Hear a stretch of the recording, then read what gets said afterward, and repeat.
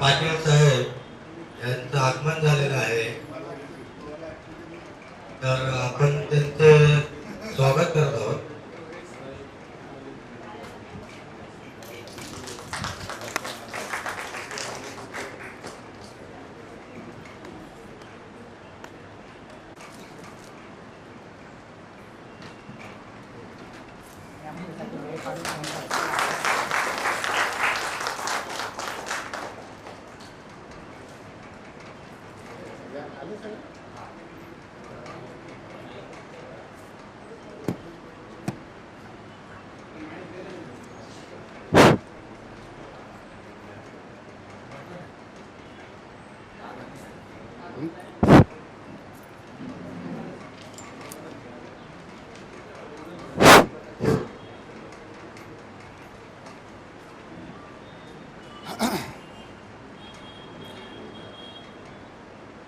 नमस्कार.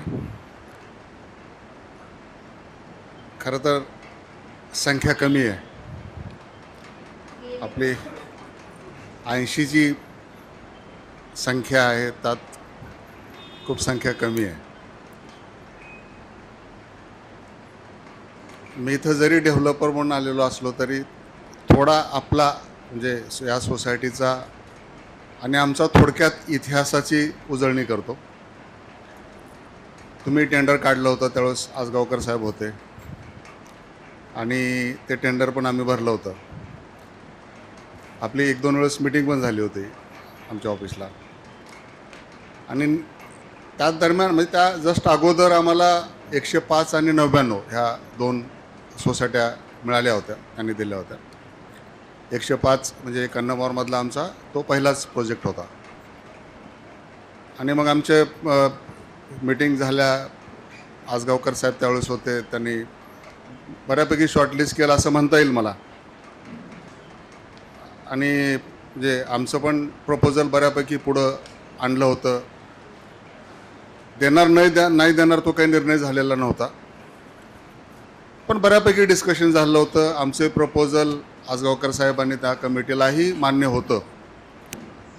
पण आमच्याकडं इतरही प्रोजेक्ट आणि हे जस्ट आम्हाला 2 प्रोजेक्ट मिळाले होते. त्यामुळे आम्ही स्वतःहून त्यावेळेसच्या कमिटीला, आजगावकर साहेबाला आम्ही एक विनंतीपूर्वक मेल का लेटर दिलं होतं, मला तर आठवत नाही, फोन केला होता की आम्हाला माफ करा, आम्ही आमचं प्रपोजल मागं घेतो आहे, कारण आमच्याकडं ॲडिशनल प्रोजेक्ट झाले आहेत आणि आम्ही अननेसेसरी फायनान्शियल बर्डन घेऊन आम्हाला स्वतःलाही अडचणीत आणायचं नाही आणि सोसायटीलाही अडचणीत आणायचं नाही, असं आम्ही स्वतःहून माघारी घेतली होती. त्यानंतर माझ्या माहितीप्रमाणे तुम्ही डेव्हलपर अपॉइंट झाला आणि काही काळ गेला.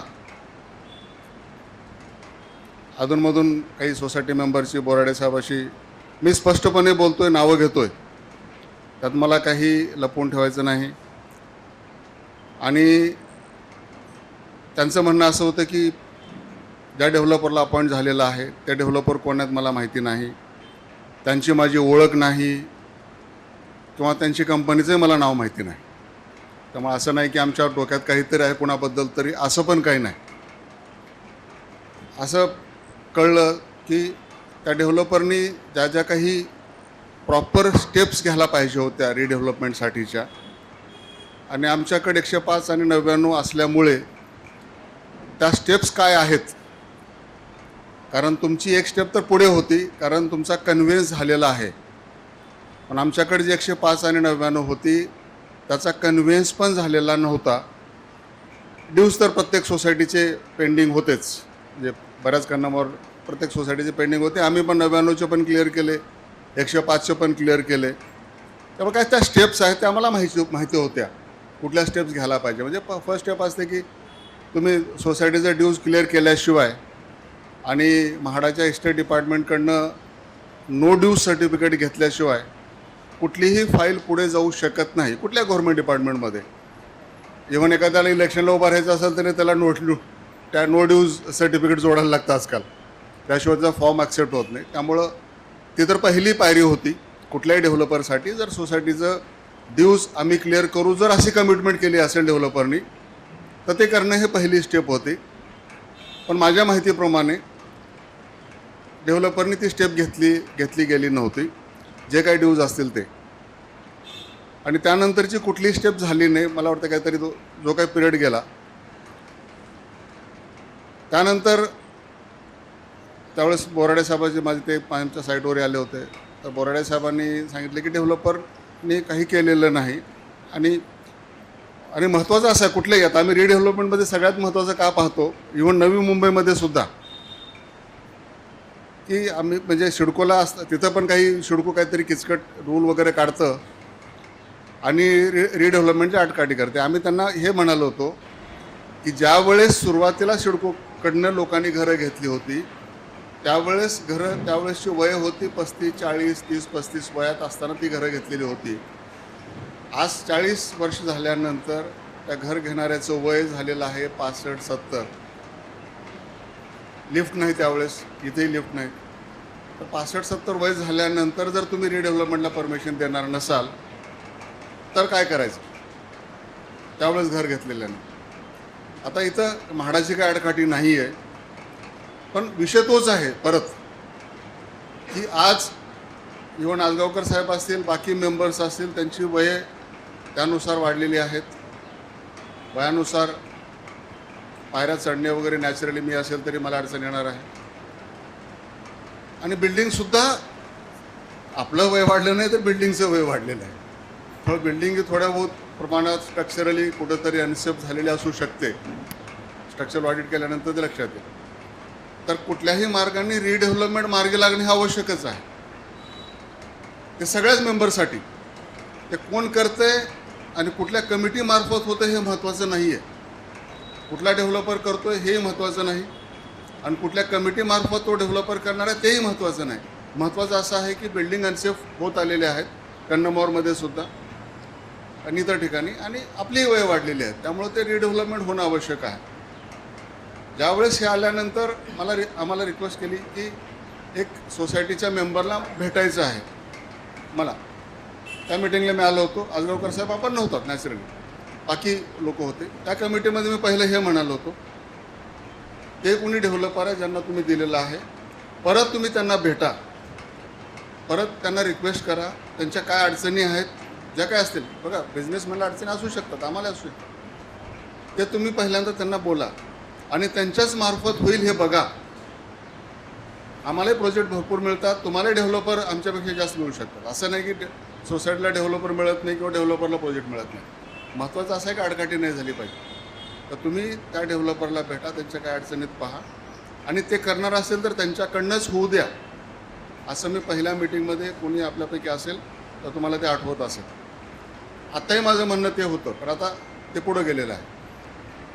आता हा मग नंतर एक प्रपोजल, त्यांची इच्छा होती की सोसायटीला कुठंतरी एक विश्वास पाहिजे होता की कोणीतरी डेव्हलपर आमच्याबरोबर आहे, जेणेकरून आम्ही पुढे जाऊ, जे काय प्रोसेस लिगल करायच्या ते करू.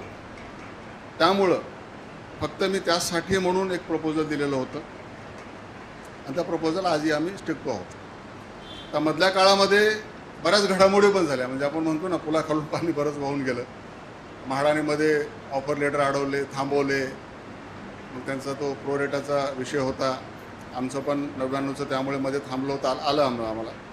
आणि फायनली आता 47.62, कारण आमच्याकडे 99चं ऑफर लेटर आलेलं असल्यामुळे काही काळ त्यामध्ये म्हाडाने थांबवलं होतं सगळे. 47.62नी प्रोरेटानी आज ऑफर लेटर निघत आहेत. म्हणजे आता हे क्लिअर झालं की 47.62 प्रोरेटा मिळणार आहे. तर त्यानुसार कुठलाही डेव्हलपर कॅल्क्युलेट करतो, मिळणारा FSI काय आहे, मार्केट रेट काय मिळणार आहे. कुठला डेव्हलपर हा 4 पैसे कमवण्यासाठी करणार आहे आणि जो 4 पैसे कमवून चांगलं देऊ शकणार आहे त्याला सोसायटी देणार आहे. ह्याच्याशिवाय दुसरं काही नाही आहे.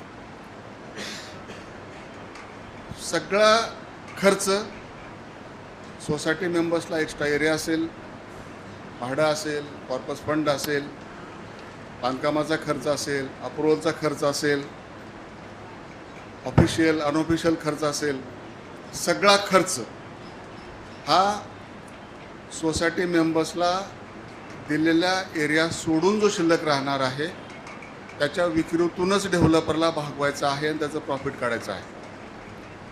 हे त्रिकालाबाधित सत्य आहे कुठेही.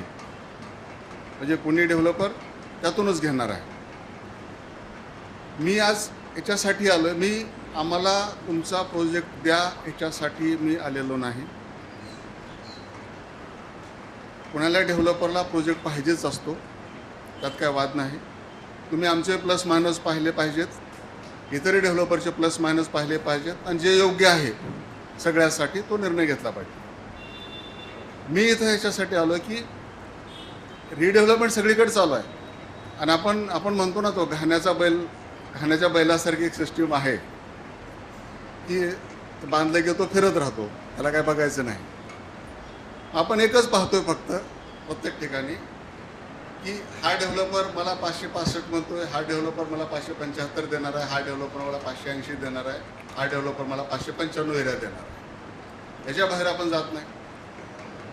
रेट ठरलेले ते रेटचे, कोणी 27,000 देते, कोणी 28,000 देते, कोणी 29,000 देते, कोणी 30,000 देते. आपण काय निर्णय करतो शेवटी, ते कुणीतरी 570 दिलाय 4 डेव्हलपरपैकी, एकाने 580 दिलाय किंवा 575 दिला, तो डेव्हलपर चांगला आणि त्याला आपण देऊन टाकतो. कोणीतरी 27,000 रेंट कबूल केला आहे, कोणीतरी 28,000 दिला आहे, 28,000वाला जास्त आहे म्हणून आपण त्याला देऊन टाकतो. कॉर्पस पण कोणीतरी 8 लाख सांगितले, कोणी 7 लाख सांगितले, कोणी 9 लाख सांगितले, हा जास्त आहे दिलो. किती फरक पडतो आपल्यामध्ये. 8 लाखाचा एका डेव्हलपरने 9 लाख दिला, एका मेंबरला किती येणार आहे? 1 लाख रुपये एक्स्ट्रा. त्यांनी काय होणार आहे? ॲक्च्युली काहीच होत नाही. 8 काय 9 काय काही फरक नाही. एरियामध्ये कोणीतरी 570 आणि 580, 10 स्क्वेअर फुटांनी फ्लॅटचा एरिया वाढणार. त्याने काय फरक पडणार? 10 स्क्वेअर फूट एवढाच. आपण काही वेगळा विचार करूयात का? मी हे मांडण्यासाठी आलो. वेगळ्या विचारामध्ये सोसायटी मेंबर्सला काही वेगळा फायदा होऊ शकतो का, हे डिस्कस करण्यासाठी आलो. मी प्रोजेक्ट मागण्यासाठी किंवा कुठलं तर प्रपोजल देण्यासाठी आलोच नाही. फक्त हे आपल्यासाठी डिस्कस करण्यासाठी आलो आहे आणि हे मी मांडल्यानंतर तुम्ही तुमच्यामध्ये डिस्कस आणि विचार करून निर्णय घ्यायचा. तो तसाच घेतला पाहिजे का हे पण मी म्हणत नाही. शेवटी तुमचा मालकी हक्क आहे, त्यानुसार तुमचा कसा जास्तीत जास्त चांगला फायदा होऊ शकतो हे मी मांडण्यासाठी आलो. तुम्ही विचार करून निर्णय घ्यायचा. आता आपण ह्याच्यावर चर्चा करू. आता रिडेव्हलपमेंटचे काय मार्ग आहेत? एक मार्ग आहे सेल्फ रिडेव्हलपमेंट. त्यामध्ये सोसायटीच रिडेव्हलप करते, सोसायटीच इन्व्हेस्ट करते, सोसायटीच परवानगी आणते, सोसायटीच बांधकाम करते, सोसायटीच आपापला एरिया घेते. तर त्यामध्ये अडचणी काय येतात? आता ह्या एवढ्या सोसायटीला टोटल प्रोजेक्ट कॉस्ट रफली तुमची सांगतो, प्रोजेक्ट कॉस्ट आहे 150 ते 160 कोटी. प्रोजेक्ट कॉस्ट म्हणजे काय आहे? बांधकामाचा खर्च आला, अप्रुव्हलचा ऑफिशियल अनऑफिशियल खर्च आला, तुमचा रेंट आला, तुमचा कॉर्पस फंड आला, देणं घेणं आला, हा आला प्रोजेक्ट कॉस्ट. ही प्रोजेक्ट कॉस्ट तुमची आहे 150 ते 160 कोटी. सेल्फ रिडेव्हलपमेंट करणार असाल तर तुम्हाला एवढे पैसे उभे करायला लागणार. तर प्रॉब्लेम काय होतो, हे कुठल्याही सोसायटीमध्ये, म्हणजे ह्या सोसायटीमध्ये नाही, कुठल्याही सोसायटीमध्ये की 40, 50, 60, 70, 80 मेंबर असतात. आपण घरात 4 मेंबर असले तरी एकमत होत नाही. तर 70-80 मेंबर, वेगवेगळ्या फॅमिलीज आणि एवढ्या मोठ्या अमाऊंट्स, 150, 160, त्यात सगळ्या गोष्टी आल्या, देणे घेणे आले, तर यामध्ये एकमत होणं अवघड होतं. कुठल्याही एका कमिटीवर विश्वास राहणं पण अवघड होतं. आणि मनुष्य धर्म आहे, प्रत्येकाचा आपण धरतो, त्यामुळं त्याचं भांडणं होऊन ते पुढं जाण्याची शक्यता कमी असते. ते जर होत असेल एकमतानं तर ते सगळ्यात जास्त प्रॉफिटेबल आहे. कारण त्यामध्ये डेव्हलपर प्रॉफिट घेत नाही आहे, तुमचा प्रॉफिट तुमच्याकडे राहणार आहे. पण प्रॅक्टिकली ते अवघड आहे, कारण आपण एक होऊ शकत नाही 80 लोक. आणि त्यामध्ये काय होईल, मग भांडणं सुरू झाले तर एकमेकावर केसेस टाकणं होते आणि बिल्डिंग तिकडेच राहील. त्यामुळे तो धोका आहे. पण मुंबईमध्ये हे सक्सेसफुल केलं गेलेलं आहे काही सोसायटी, आणि पूर्ण फायदा त्या सोसायटी मेंबर्सला मिळालेला आहे. पण त्या धोका आहे, प्रॅक्टिकली थोडा अवघड आहे. करू शकत असाल तर नक्कीच सांगा. दुसरं आहे डेव्हलपर थ्रू जे आपण आता नेहमी करतोय, जे सुरुवातीला म्हणालो, हा कॉर्पस फंड आहे, 8-9 लाख हा रेंट आहे, 27 ते 30 हजार हा एरिया आहे, 560 पासून 600 पर्यंत ह्याच्यामध्येच फिरणार आहे कुठंतरी. कुणी ह्याच्या बाहेर जाणार नाही, कुणी ह्याच्या खाली पण येणार नाही. मी तुम्हाला आता सांगतो, 27 हजारच्या खाली कोणी रेंट तुम्हाला ऑफर करणार नाही आणि 30 हजारच्या वरती कोणी रेंट ऑफर करणार. 560च्या खाली कोणी तुम्हाला एरिया ऑफर करणार नाही, 600च्या वरती कोणी ऑफर करणार. कॉर्पस फंड 6 लाखाच्या खाली कोणी करणार नाही, 10 लाखाच्या वर पण कोणी करणार. हे सगळं ठरलेलं आहे, त्याच्यामध्ये वेगळं काही नाही. हा झाला दुसरा प्रकार. तिसरा प्रकार आहे डेव्हलपमेंट मॅनेजमेंट ॲग्रीमेंट एक म्हणतात. मी आता उगी लेक्चरच घेतोय प्रोफेसरसारखं. डेव्हलपमेंट मॅनेजमेंट ॲग्रीमेंट हे म्हणजे मोठमोठ्या ज्या कंपन्या आहेत, म्हणजे गोदरेज असेल, गोदरेजची एक विंग आहे, हिरानंदानीची विंग आहे, इव्हन ओबेरॉयची आहे, रहेजाची आहे, अडानीसुद्धा करतात. डेव्हलपमेंट मॅनेजमेंट ॲग्रीमेंट म्हणजे काय? ते तुमची सोसायटी आहे, तुम्ही फॉर एक्झाम्पल मोठ्या ब्रँडला तुम्ही डेव्हलपमेंट मॅनेजमेंट ॲग्रीमेंटच्या अंतर्गत जर त्यांना तुम्ही हे केलं तर म्हणजे सुरुवातीला जे सेल्फ रिडेव्हलपमेंटमध्ये म्हणालो ते सगळं सोसायटीला करायला लागतं. या केसमध्ये त्या डेव्हलपरला सगळं करायचं आहे, तुमच्या वतीनं सगळं राहणार सोसायटीच्या नावावरती, पण करणार ती कंपनी. म्हणजे सुरुवातीपासून प्लॅन सँक्शनपासून ते कन्स्ट्रक्शन करून एरिया जो काही शिल्लक एरिया आहे तो विकून ते त्यामध्ये फीस चार्ज करतात. टोटल जो सेल्स रेव्हेन्यू होतो, टोटल जो प्रोजेक्ट कॉस्ट आहे त्याच्यावरती ते फीस चार्ज करतात. 15-16% ते 20% त्यांचा, आणि सगळं मॅनेजमेंट त्यांचं असतं टोटल. पण प्रोजेक्ट कॉस्ट टोटली सोसायटीच्या नावावर असतं. फॉर एक्झाम्पल मी तुम्हाला 100-150 कोटी म्हणाल, प्लस मायनस 5-10 कोटी असेल, 150 कोटी, तर 150 कोटीचं ते सोसायटीच्या नावावर लोन काढतील. 150 कोटीचं पूर्ण ती कंपनी मॅनेज करेल, आर्किटेक्टपासून, प्लॅनिंगपासून, बांधण्यापासून, परवानग्यापासून, जो काही एक्स्ट्रा एरिया तो सेल करेल आणि तो तुम्हाला हँडओव्हर करते. त्याच्या बदल्यामध्ये ते 15-16% ते 20% फीस चार्ज करते टोटल प्रोजेक्ट कॉस्ट. त्याच्यामध्ये काय आहे की जी लोन अमाऊंट आहे ती खूप वाढते त्याच्या सोसायटीवर, आणि त्यामुळं जो ॲक्च्युअल बेनिफिट जास्त मिळाला पाहिजे तो तेवढा मिळत नाही. बेनिफिट नक्कीच डेव्हलपरला देणे आणि डेव्हलपमेंट मॅनेजमेंट ॲग्रीमेंटमध्ये देणे यामध्ये डेफिनेटली सोसायटीचा फायदा आहे, पण तेवढा फायदा नाही, कारण इथं लोन अमाऊंट जास्त आहे. जवळपास 100-150 कोटीचे लोन अमाऊंट आहे. मधला एक मार्ग असा मी यांना पण सांगितलेला आहे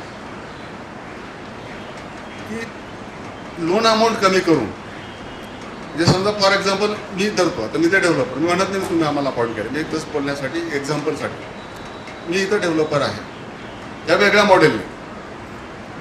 ह्या मॉडेलमध्ये एक कमी अमाऊंटचं लोन. आता हे काय म्हणतो मी की कुठल्याही डेव्हलपर, तुम्हाला हे सांगतो मी, तुमच्या डेव्हलपमेंटसाठी अपफ्रंट इन्व्हेस्टमेंट ही रफली 30 कोटीची आहे. तुमचा हा प्रोजेक्ट पुढे नेण्यासाठी कुठल्या डेव्हलपरसाठी कमीत कमी 30 कोटीची अपफ्रंट इन्व्हेस्टमेंट आहे. त्या दिवशी तो तुम्हाला हा प्रोजेक्ट पुढे जाऊ शकतो. 150 कोटी जरी प्रोजेक्ट कॉस्ट असली तर 30 ते 35 कोटी ही त्याची अपफ्रंट इन्व्हेस्टमेंट असते. कुठल्याही डेव्हलपरकडे 4-5-10 प्रोजेक्ट चालू असतात आणि तो नेहमीच, आज माझ्याकडे 100 रुपये असतील ना तर त्यांनी 100 प्रोजेक्ट घेतलेले असतात कुठल्याही बिल्डरचे, आणि कुणाच्या अकाउंटला 30-35 कोटी नसतात. कुठले डेव्हलपर, हा बिझनेसच तसा आहे. हा एकाचा नाही हे प्रश्न, हा युनिव्हर्सल प्रश्न आहे. भारतातल्या 1 लाख बिल्डरचं तुम्ही उदाहरण घेऊ शकता का? कारण त्याला तो नेहमी पुढच्या सेल्स रेव्हेन्यूमधून एक्सपेक्ट करत असतो. त्या 30-35 कोटीची अमाऊंट 2-4 महिन्यामध्ये त्याच्याकडे येऊ शकत नसते. तर त्याला त्यासाठी इन्व्हेस्टरला घ्यावं लागतं. तो इन्व्हेस्टर काही बँकेच्या व्याजाने पैसे देत नसतो. कुठल्या डेव्हलपर, इव्हन अदानीपासून, अदानीचं लोन काढलं तर 2-4 लाख कोटीचं लोन असेल. म्हणजे आज मी उगीच यूट्यूब पाहतो होतो, एक्झाम्पलसाठी सांगितलं, अमेरिका सगळ्यात रिच कंट्री आहे. त्याची GDP आहे अमेरिकेची $29 ट्रिलियन आणि त्यांच्यावर लोन आहे $39 ट्रिलियन. सगळ्याच रिच कंट्रीमध्ये जपानच्या GDPच्या, जपान सगळ्यात छोटं आणि श्रीमंत राष्ट्र, जपानच्या GDPच्या 266% त्यांच्यावर लोन आहे. आपला विश्वास बसू शकेल का? जपानच्या टोटल उत्पन्नाच्या देशाच्या 266% लोन आहे त्यांच्यावर. म्हणजे तो एक विषय म्हणजे डेव्हलपरने सांगितलं हे 30-35 कोटी रुपये त्यांना डेव्हलपरला इन्व्हेस्टरला घ्यायला. इन्व्हेस्टरला रफली आता आपला हा प्रोजेक्ट 4 वर्षाचा धोरण आहे. मी डिस्कस करण्यासाठी आलो तुम्हाला ॲक्च्युली म्हणजे थोडं त्यातलं एक प्रॅक्टिकॅलिटी डिस्कस करण्यासाठी चालू. 4 वर्षाचा पिरियड 100% लागणार आहे कारण आपला मोठा प्लॉट आहे. ॲटलिस्ट आपण 33 मजलीपर्यंत जाऊ शकतो असं मला वाटतं. कदाचित 40 मजली पण जाऊ शकतो पण 30-33 जाऊ शकतो. 4 वर्षाचा प्रोजेक्ट. 4 वर्षामध्ये कुठलाही जो इन्व्हेस्टर असतो या बिझनेसमध्ये तो 2.5 पट एक्सपेक्ट करत असतो दिलेल्याचे. मला हे कदाचित पहिल्यांदा तुम्ही ऐकत असाल काही जण तरी 2.5 पट एक्सपेक्ट म्हणजे आज मी जर 10 कोटी दिलं ना तर मला 4 वर्षानंतर 10 तर मला पाहिजेच पण त्याला लागून 15 पाहिजे कमीत कमी. तर हे जे आहे हे मी काढायचा विचार करतोय. हे जे इन्व्हेस्टमेंट आहे तर मी एक असं प्रपोजल मांडतोय तुमच्यासमोर. आपण 600च्या वरती कुठल्याही ह्याच्यामध्ये जाऊ शकत नाही डेव्हलपर. जर मी तुम्हाला म्हणालो की मी तुम्हाला 800 स्क्वेअर फूट एरिया देतो, 800 स्क्वेअर फूट एरिया, रेंट तेवढाच, कॉर्पस फंड तेवढाच, कॉर्पस फंड 8 ते 10 लाख, रेंट काय 28,000 ते 30,000 तो काय इजिबल होईल तो, आणि 800 स्क्वेअर फूट एरिया महत्त्वाचा एरिया आहे. 1 लाख रुपये कॉर्पस फंड कोणाला तरी एक्स्ट्रा मिळण्याने महागाईमध्ये त्यांनी काही होत नाही. आपण फर्निचरला एक सोफा घ्यायला गेलो तरी 60,000च्या खाली सोफा मिळत नाही. आणि बाकी जे पहिलं प्रपोजल दिलं होतं येऊन सुरुवातीला सुद्धा त्यामध्ये जे अम्युनिटीज आम्ही दिल्या होत्या म्हणजे प्रत्येक रूममध्ये AC देणे, बेस्ट टाईल्स आणि सगळ्या गोष्टी म्हणजे ब्रँडेड सगळ्या गोष्टी ह्या त्यामध्ये कुठलाही बदल न करता, कॉर्पस फंडामध्ये कुठलाही बदल न करता, रेंटमध्ये कुठलाही बदल न करता जर मी म्हणालो की तुम्हाला मी 800 स्क्वेअर फूट एरिया देतो, एक त्याबद्दल कंडिशन आहे मी ते नंतर सांगतो. तर तुम्हाला मान्य आहे का? ते कुणालाही मान्य असणार आहे, त्यात काय वाद नाही. कुणाला मान्य असणार आहे कारण बघा 800 square foot 200 square foot extra म्हणतो म्हणजे 600 स्क्वेअर फूट जर आपण केलं तर त्या 2 BHK होणार आहे बरोबर. 800 केलं तर 3 BHK होणार आहे. 3 BHK फ्लॅट कुठलेही बर्डन फायनली न राहता तुम्हाला पोझिशन देताना कुठल्याही तुमच्यावर बर्डन न राहता जर तुम्हाला 3 BHKची चावी तुमच्या हातात दिली तर तुम्हाला ओके आहे का? तर त्यात नॅचरलला सगळ्याला ओके आहे. तर त्यासाठी मी एक हे सांगतोय म्हणजे पहिल्यांदाच मी सांगितलं की प्रत्येक गोष्ट ही बॅलन्स जो एरिया आहे सोसायटी मेंबर्सला दिल्यानंतर म्हणजे जो डेव्हलपर 600 तुम्हाला एरिया दिल्यानंतर जो बॅलन्स एरिया आहे तो विकून सगळा खर्च भागवणार आहे आणि त्याचा प्रॉफिट घेणार आहे. या केसमध्ये सुद्धा 800 एरिया तुम्हाला दिल्यानंतर जो बॅलन्स एरिया आहे त्यातून सगळा खर्च भागवला जाईल आणि तुम्हाला 3 BHKची चावी मिळेल. आता यामध्ये फक्त एकच कंडिशन टाकतोय मी, त्यामध्ये सगळ्या गोष्टी डेव्हलपर म्हणून जे रोल आहेत म्हणजे तुम्हाला कुठेही घराच्या बाहेर पडायचं नाही किंवा कुठेही म्हाडामध्ये परमिशन आणण्यासाठी जायचं नाही, जे सेल्फ रिडेव्हलपमेंटमध्ये करावं लागतं. जो नॉर्मल डेव्हलपर आपण जे 600 आणि ह्या एरियाचं जे करतो त्या पद्धतीनंच तुम्हाला कुठेही जायचं नाही आणि कुठल्या परमिशनसाठी फिरायचं नाही. जे नॉर्मल आहे व्हॅकेट केल्यानंतर भाडं घेऊन तुम्हाला तिथं राहायचं. फक्त देखरेख ठेवायची आहे की व्यवस्थित काम होतं आहे का नाही, जे आपण इतर डेव्हलपरच्या बाबतीत करतो. त्याशिवाय कुठलीही रिस्पॉन्सिबिलिटी राहणार नाही. आता मी त्या 800 स्क्वेअर फूटसाठी मी हे म्हणतोय तुम्हाला की सोसायटीच्या नावावर सुरुवातीला मुंबई बँक खालीच आहे. मुंबई बँकेचं 20 कोटीचं लोन घ्यायचं. मी ते सुरुवातीला सांगितलंय की मी इन्व्हेस्टरचं सांगितलं 20 कोटीचं लोन सोसायटीच्या नावावर मुंबई बँक मला दरेकर साहेबच मला वाटतं अध्यक्ष आहेत, ते सेल्फ रिडेव्हलपमेंटच्या सेलचे हे पण आहेत, अध्यक्ष पण आहेत. आणि ह्या सोसायटीला 100-150 कोटी पण लोन मिळू शकते. 20 कोटीचं लोन सोसायटीच्या नावावर घ्यायचं. हे लोन 20 कोटीचं फायनली तुम्हाला 800 स्क्वेअर फूट एरिया दिल्यानंतर जो बॅलन्स एरिया आहे त्यामधून सगळा खर्च भागून आम्ही आमचं प्रॉपर्टी घेऊन हे लोन पण क्लिअर करून दिलं जाईल. म्हणजे फायनली तुमच्यावर 1 पैशाचं लोन राहणार नाही. तसं ॲग्रीमेंटच असतं. ते 20 कोटीचं जे काही बँकेचा इंटरेस्ट असेल त्या इंटरेस्ट सहित लोन क्लिअर करून तुमच्या हातामध्ये 0 लोन म्हणजे लोनची क्लिअरन्स NOC सहित 3 BHKची जर चावी तुमच्या हातात असेल तर त्यावर तुम्ही आता ह्याच्यावर डिस्कस करायचं. मी परत रिपीट करतो. कॉर्पस फंड 8 ते 10 लाख, रेंट 28 ते 30 हजार, फ्लॅट एरिया 800चा 3 BHK, सोसायटीवर 20 कोटीचं लोन जे पोजेशनच्या वेळेस जो बॅलन्स एरिया आहे त्यातला विकूनच तो परतफेड केली जाईल आणि तुमच्या हातामध्ये लोनची NOC सहित 3 BHKची चावी पडेल. याच्यावर तुम्हाला डिस्कस करायचं आहे. मी आपल्यासमोर मांडलेलं आहे. हे अग्री केलं पाहिजे याची काही आवश्यकता नाही. पण आपण काही वेगळा विचार करून काही प्रॉफिट करू शकतो का हा विचार करायचा आहे. नाहीतर मग ते ठरलेलंच आहे ना, बिल्डर प्रपोजल देणारच आहे. 4-5 बिल्डर देतील, 10 बिल्डर देतात, काही हे नाही, ते विशेष नाही, ते देणारच आहेत. आणि हीच रेंज असणार आहे 560, 70 ते 600. त्यामध्ये काही फरक पडणार नाही. कोणी जाऊ शकत नाही कारण ते कॅल्क्युलेशनच सांगतात. 47.62चा प्रो रेट आहे. त्यानुसार खर्च पण माहिती आहे. ज्यांनी म्हाडाचे प्रोजेक्ट केले त्यांना सगळे खर्च तोंडपाठ असतात. कुठं काय द्यायचं तर किती कुठं भरायचे आणि काय खर्च होतो हे सगळे तोंडपाठ असतं. आम्हाला तोंडपाठ आहे. त्यामुळे ह्या रेंजमध्येच तुम्हाला ऑफर येणार आहे. त्या बाहेर काही वेगळा विचार आपण करणार आहोत का आणि 2 BHKच्या ऐवजी 3 BHK फ्लॅट घेणार आहोत का हे आता मी तुमच्यासमोर मांडलेलं आहे. मी IITतून MTech आहे. त्यामुळे मला काहीतरी नवीन सुचलं. मी जो सेल्फ रिडेव्हलपमेंट आणि नॉर्मल डेव्हलपमेंट आणि डेव्हलपमेंट मॅनेजमेंटचे टोटल प्रोजेक्ट कॉस्ट लोन घेतलं त्याचा एक बदला मार्ग तुमच्यासमोर दिलेला आहे.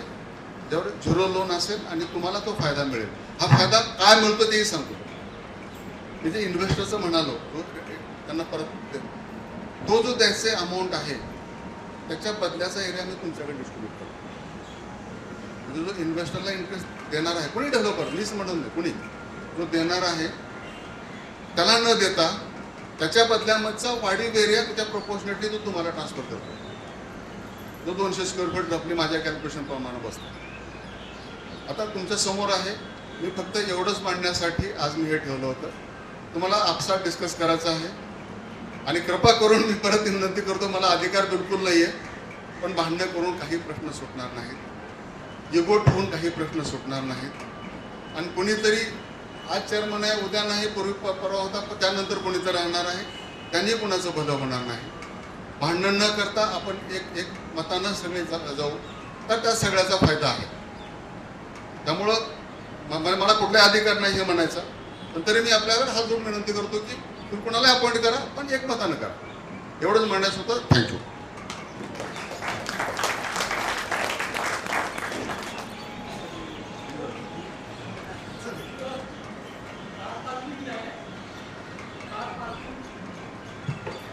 सगळ्या कंडिशन तेच म्हटलं तर कार पार्किंग एक असणार. कार पार्किंग बदल काहीच नाही. म्हणजे पूर्वीचं जे मॉडेल आहे त्यामध्ये बदल काहीच नाही. Car parking, immunity, specifications, rent, corpus fund सगळं सेम.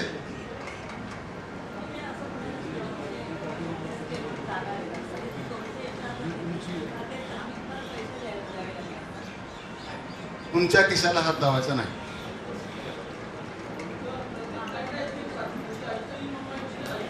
प्रत्येक फ्लॅटला एक park. Podium park podium park podium parking ह्यासाठी म्हणू शकतो की इथं होऊ शकते म्हणून नाहीतर इतर ठिकाणी होत नाही.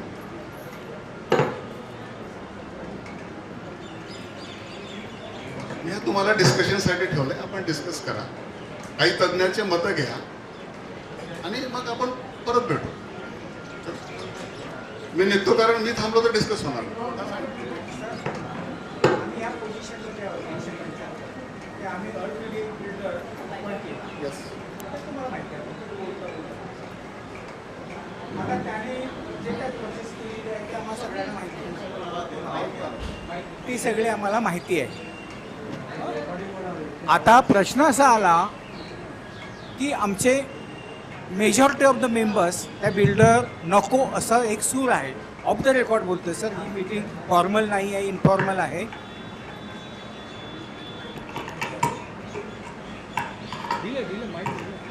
ही इन्फॉर्मल मीटिंग आहे. ही काय रेकॉर्ड जरी अशी झाली तर ती कुठं कायद्यात माझी इच्छा नव्हती, पण ठीक आहे सर. आता आम्ही ह्या पोझिशनमध्ये आहोत की आम्ही जो बिल्डर अपॉइंट केलेला आहे त्याच्याबद्दल जे काय झालं ते मी आता बोलत नाही, वेळ नको, तुमची वेळ महत्त्वाची आहे. त्या बिल्डरला जर आम्हाला कॅन्सल करायचं झालं तर there are some consequences. Consequences are there. Financially तिथं थोडासा प्रॉब्लेम असू शकतो आम्हाला. मी पुढेच येतो. कसा आहे तो सांगतो. काही लोक म्हणते याला भविष्य कळतं की काय, पण एखादा बिल्डर अपॉइंट केला तर त्याला जे कारणं दिली आहेत ती जर इरिलेव्हंट असेल, त्याला वाटलं, आम्हाला वाटतं ती रिलेव्हंट आहे, त्याला वाटलं तर त्याला पुढे जाण्याचा मार्ग आहे ना, कोर्टामध्ये जाऊ शकेल. जाऊ शकेल, शक्यता मी बोलतोय फक्त, हे भविष्य. आणि अशा केसमध्ये जर आमच्या सोसायटीवर काही चार्जेस बसले कोर्टाचे हेवी, तर तो कॉम्पेन्सेशन मागणार. तुम्ही असला तर तुम्हीही मागणार, तर तुम्ही काही खर्च केलेला असणार प्रायमरी स्टेजला. आताच म्हणाला ना 30 कोटी, ते कॅल्क्युलेशन मी सुद्धा करू शकतो, मला माहिती. तर त्याने काहीतरी केलेलं असणार ना, तर तो ते मागणं त्याची ड्युटी आहे. आणि ते कोर्टात गेला की कोर्ट मान्य करेल नाही तर नाही करेल. नाही केलं तर आमची अति उत्तम, सगळ्यांना चांगलं आहे. पण मान्य केलं तर that cost we have to pay to the builder, appointed builder, तरच ते नो ऑब्जेक्शन देतील. आणि जोपर्यंत ते नो ऑब्जेक्शन देत नाही तोपर्यंत आम्हाला दुसऱ्या बिल्डरबद्दल काही कन्सिडर करता येत नाही. ही आमची गोची झाली. आता तुम्ही आलात, युअर कर्टसी, आम्हाला माहिती दिली. त्या माहितीच्या अनुषंगानं सांगतो की तुम्ही 7/5/2025 दिलेल्या ऑफरची स्टिकअप आहात. तारीख आठवली तर बघा, माझ्याकडे आपली ऑफर आहे 7/5/2025. त्याच्यामध्ये 600 एरिया, 9 लाख कॉर्पस वगैरे वगैरे. तर कारण आता मगाच बोलताना पुलावरून भरपूर पाणी गेलेलं आहे की नाही. प्रोरेटा जो 61% होता, 61 स्क्वेअर मीटर, तो आता 47.60 असं तुम्ही बोलता बोलला. म्हणजे ड्रास्टिक चेंजेस आहेत त्याच्यात. आणि आम्हाला एवढं कळतं की बिल्डरला प्रॉफिट नसेल तर तो हातच घालणार नाही. तर आमची ही असं परिस्थिती आहे की ते फायनान्सचं बर्डन आलं तर आमच्याकडे जे नवीन बिल्डर कोणी येऊ, तुम्ही असाल, कोणी आमचे सभासद जे मान्य करतील ते, तर त्याने ते भरावे अशी आमची माफक अपेक्षा असेल. आणि मान्य केलं तर आम्ही म्हणू ते बर्डन आपण उचलावं. कारण आमची विकर सेक्शनची सोसायटी WS म्हणजे EWS, इकॉनॉमिकली विकर सेक्शनची 225 स्क्वेअर फूटची जागा आहे, तुम्हाला सगळं माहिती आहे. आणि लोकांची, आमच्या सभासदांची एवढीही ताकद नाही, काही सोडले तर, की काही पैसे भरावे लागले, आपल्या पॉकेटमधून पैसे भरावे लागले, तर तेवढी होत नाही. त्यामुळे ती त्याने भरावी, येणाऱ्या बिल्डरने, ही आमची अपेक्षा आहे. दुसरी गोष्ट, आत्ता ह्या क्षणाला म्हाडाचं, त्याच्यावर आम्ही एक कन्नमोर्चे असोसिएशन म्हणून आम्ही खूप हे केलं, पण गव्हर्नमेंट ऐकत नाही. अगदी हे होते आपले मुख्यमंत्री सुशीलकुमार शिंदे, त्यापासून आम्ही झगडतोय. हे आमच्या बऱ्याचशा लोकांना माहिती नाही आहे, पण मी त्यातला ॲक्टिव्ह मेंबर होतो. आता तब्येतीमुळे किंवा धावपळ होत नाही म्हणून मी थोडा बाजूला आहे. तरी गव्हर्नमेंटने ऐकलं नाही. त्यामुळे आमच्यावर इनजस्टिस करून सगळ्या म्हाडाच्या 56 कॉलनीमध्ये वॉटर चार्जेस आणि सर्व्हिस चार्जेस वाढवले, ट्रिमेंडस वाढवले. त्याचं आमच्या सोसायटीवर ॲज ऑन टुडे अप्रॉक्सिमेट 160 करोडच्या जवळपास आउटस्टँडिंग आहे. 1.60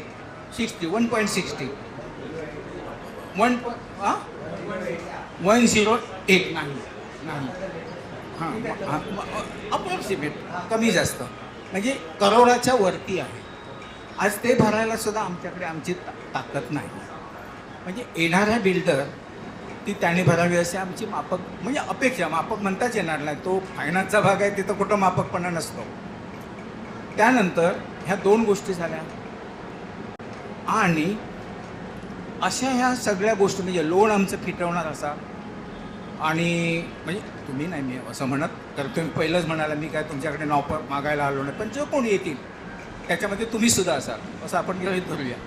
तर ते जर फिटवलात, बिल्डरचं आम्ही अपॉइंट केलेल्या बिल्डरचं जर गुंता सोडवायचा झाला तर तुम्ही आम्हाला फायनान्शियल मदत केली, आम्ही रिजेक्शन लेटर देऊ सगळ्यांची मंजुरी घेऊन. सगळ्यांची म्हणजे जेवढे होय म्हणतील तर 51% तर होय म्हणाला म्हटलं तर आम्ही करू. साधा आणि सोपा हिशोब. सेकंड, आपण आमच्या सोसायटीला जे तुमच्या पत्रामध्ये म्हटलं आहे 20% प्रोजेक्टच्या 20% बँकर्स गॅरंटी देऊ. कारण मोस्टली आमचा अनुभव तसा वाईट आहे. ती देऊन जर हे प्रोजेक्ट तुमच्या त्या पहिल्या ऑफरप्रमाणे 7/5/2025 आय एम क्लिअर म्हणजे माइंड क्लिअर आहे मी. कारण सोसायटीला 11/5/25ला तुमचं लेटर दिलं गेलं.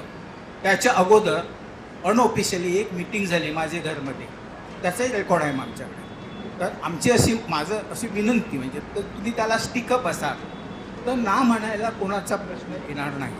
एक गोष्ट, पण ह्याला कायदेशीर जे कंगोरे आहेत ते आम्हाला सोडवण्यासाठी आपली खूप मदत लागेल.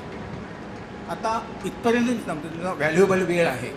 दुसरा मुद्दा तुम्ही सांगितला, याच्या खाली मुंबई बँक आहे आणि ते बरोबर आहे. 20 ते 30 करोड रुपये इनिशियलला होतावे लागतात. एवढं ॲग्रीमेंट जर आमची केली तर 2.5 करोडच्या खाली नाही आहे. 80 लोकांची 2.5 करोड आणि आता आरार वाढलेला आहे त्यामुळे थोडे वाढतील. ही साधी आणि सोपी आणि हे सगळे इनिशियल गोष्टी करायला 30 करोड बिल्डरला लागत आहेत. अगदी मशिनरी आणून खोदेपर्यंत CFOचं हे लागतं, मंजुरी त्यांचे किती करोड रुपये असतात, काय काय काय काय ते डेव्हलपमेंट चार्जेस वगैरे.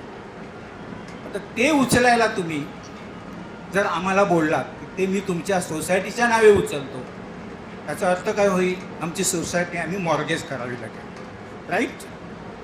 आम्ही आमचे हक्क, घराचे हक्क बँकेकडे ठेवू, त्याची तुम्ही गॅरंटी देताय हे हक्क मी सोडवेन म्हणून. साधा आणि सोपा केलं हां. तर हे तुम्ही करणार आहेत आणि ते जर केलं तर आम्हाला 800 स्क्वेअर फूटची जागा 3 BHK तुम्ही देऊ करताय. म्हणजे that is your clear mind असं तुम्ही म्हणताय.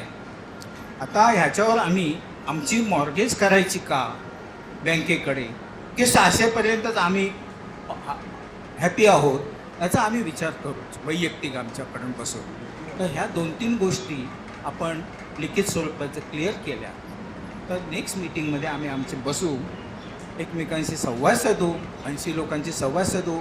आमच्याकडे राजो डेव्हलपर नावाचा जो बिल्डर आहे, साहेब मी वैयक्तिक सांगेन, बिल्डर कोण मगाशी तुम्ही ते म्हणाला, बिल्डर कोण हा माझा that is not the matter.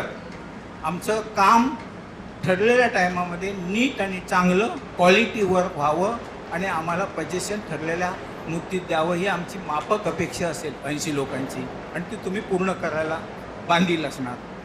तर ह्या सगळ्या गोष्टीचा साधक बदक विचार केला तर आमची बिल्डिंग मॉर्गेज ठेवायची की नाही ठेवायची, की आम्ही 600 स्क्वेअर फूटमध्ये 2 BHKमध्ये समाधानी राहू. मला हे नक्की कळतं की एरिया जर आमच्या हातात आला तर त्याचं व्हॅल्यू वाढतो. पैसे आले व्हॅल्यू राहत नाही. पैसे आले गेले बाजारात मॉलमध्ये, पण एरिया जर 10 स्क्वेअर फुटाचा मिळाला, आज आपण असं धरलं 20,000 रुपये स्क्वेअर फूट आहे, गुणिले 10 एवढा आज व्हॅल्यू आहे, पुढे हा व्हॅल्यू 20चा 30 होईल, 40 होईल, 50 होईल आणि 10 फुटाची कॉस्ट जास्त वाढेल, हे तर आम्हाला सगळ्यांना कॉमनली माहिती आहे. त्यामुळे एरिया घेणं हे कधीही चांगलं, हे मी वैयक्तिक म्हणू शकेन. तर ह्याचा आम्ही विचार करू आणि आम्ही आपणाला लवकरात लवकर कळू. पण तत्पूर्वी आपणाला माजी सचिव आजगावकर आणि एक लेटर दिलं आहे, त्याचा आपण विचार करालच. त्यांना ते सगळे हे पाठवा. आणि मी आत्ता जे बोललो ते जर तुम्ही कन्फर्म केलात, म्हणजे कुठलंही बंधन नसताना, तुमच्यावर आमचं बंधन नाही, आमच्यावर तुमचं नाही, आत्ता जोपर्यंत आम्ही DA ॲग्रीमेंट करत नाही, रजिस्टर करत नाही, तोपर्यंत तुम्ही फ्री बर्ड आहात, आम्ही फ्री बर्ड आहोत, हे तुम्हाला माहिती, मला माहिती.